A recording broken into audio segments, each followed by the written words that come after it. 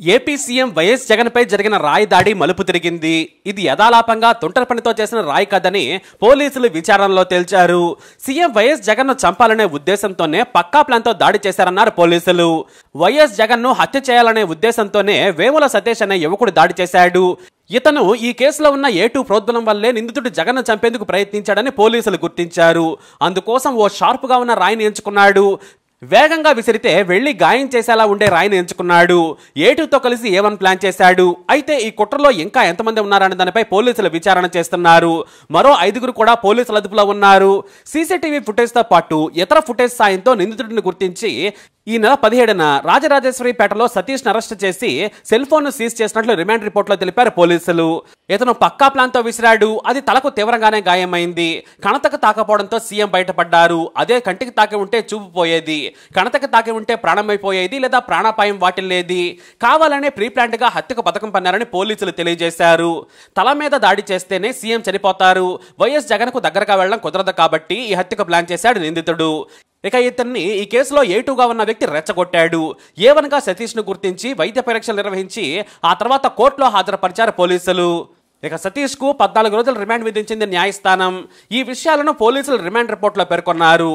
రాయి విసిరితే కొంత మొత్తాన్ని కూడా చెల్లిస్తానని చెప్పడంతో సతీష్ రాయి విసిరినట్లు విచారణలో స్పష్టం చేశారు. అందుకే 2 సార్లు దాడి చేశానని సతీష్ చెబుతున్నాడు.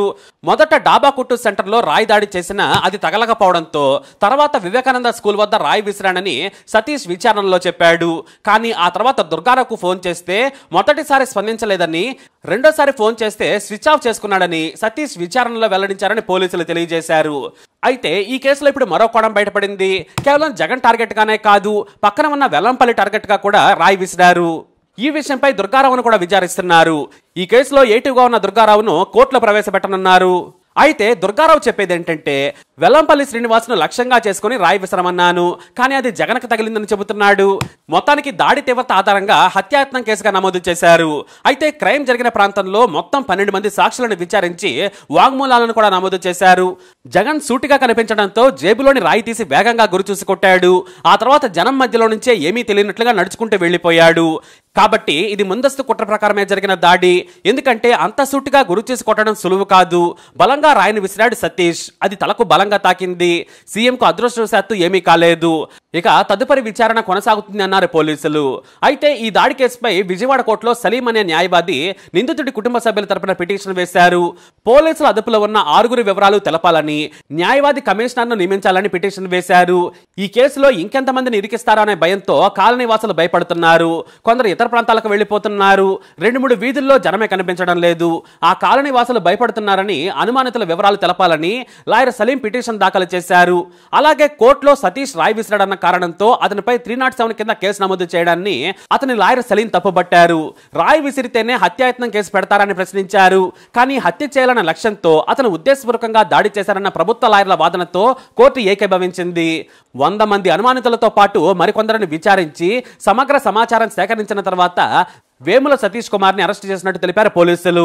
ఈ క్రమంలో CCTV footage, phone record analysis, tower dump, ప్రత్యక్ష సాక్షుల స్టేట్మెంట్లు తమకు ఉపయోగపడ్డాయన్నారు.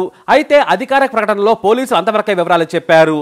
ఇక వీరికి రాయి వేయమని ఎవరైనా సుపారీ ఇచ్చారా, డీల్ ఎలా జరిగింది, దీని వెనక ఎవరెవరు ఉన్నారనే విషయాలను మాత్రం చెప్పలేదు. మొత్తానికి ఈ కేసుపై త్వరలోనే పూర్తి క్లారిటీ వచ్చే అవకాశం ఉంది. దుర్గారావు అనే పేరే బలంగా వినపడుతోంది. ఆయన టీడీపీకి చెందిన నాయకుడని కూడా అంటున్నారు. మరి పోలీసు విచారణలో తెలియదేంటి? దుర్గారావు కాకుండా ఇంకెవరికైనా ఈ కేసులో ప్రమేయం ఉందా అనేది తేలాల్సి ఉంది. మరి ఈ కేసుపై అప్డేట్స్ కోసం మై ఛానల్ ఫాలో అవ్వండి. అలాగే తప్పకుండా సబ్స్క్రైబ్ చేసుకోండి.